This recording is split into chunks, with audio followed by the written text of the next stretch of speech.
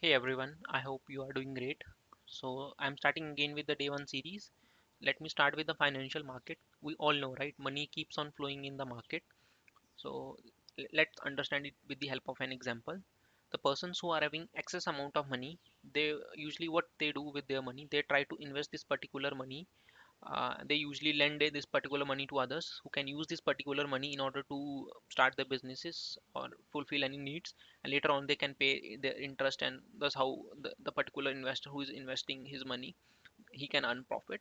And let's suppose Sham is there. Sham needs to raise some funds, raise some money in order to expand its business. So what Sham will do, Sham will go to NSE. NSE is an platform where all these transactions happens, and he can raise fund from there. Anyone from the public can buy shares within the Sham's company, and that's how Sham gets money. So this is all about day one. Let me just move towards the day two. So in this particular post, I tried to explain about types of financial market, that is money market, which is also commonly known as short term financial market, and other is capital market, which is also known as long term financial market. So the duration of time period varies in both these two capital markets, as the name suggests, short period.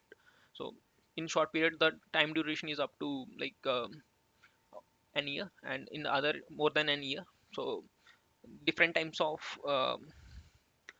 time periods are there, and even though let's understand it better with the help of an example. So usually in short term financial market, let's suppose there is a bank.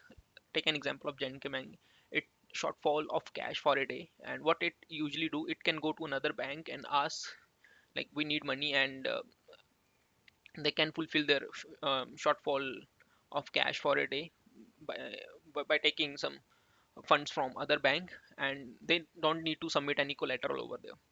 And RBI plays a major role over here in regulating this money market in India.